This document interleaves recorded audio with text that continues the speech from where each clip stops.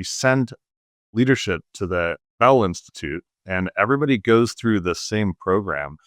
Can you share a bit about when you started doing that, how that came to the forefront, and what type of results you've seen as a result?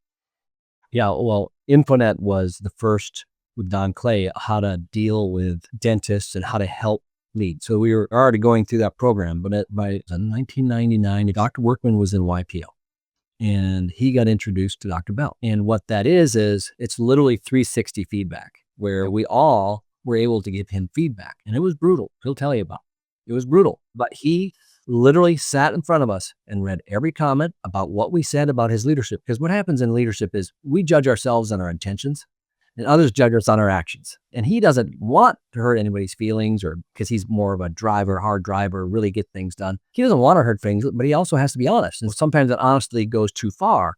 And so he said, Pat, I think we should all do this. I'm like, can I just run with it? And he just let me run with it. And so that consistency, what it did was it allowed us all to become better humans because every human has 6 basic elements of what we all want: success, self-worth, be productive, have safety and security, have love in our life, and have freedom and not be told what to do all the time. Those things are all there. Sometimes we have strengths in that. Sometimes we take those strengths too far. And when they become too far, we become extreme. And when we become extreme, bad things happen. And so how do you become a better human to be an achiever, which is good in all 6 areas, and be balanced?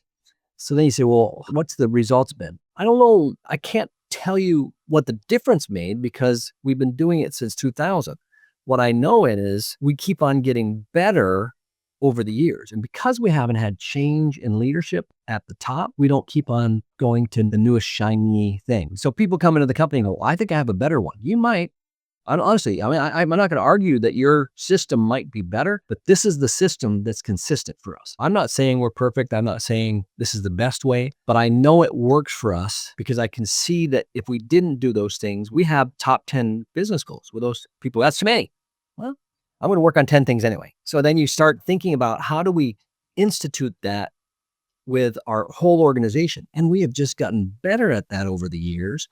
We never said, hey, we're going to have 1,900 offices by October of 2025. But we knew if we could help this office, help that office, and really do it well and together, which is work hard, smart, and together, well, then we can conquer anything, whether it's bad environment, bad economy, because we have to study that.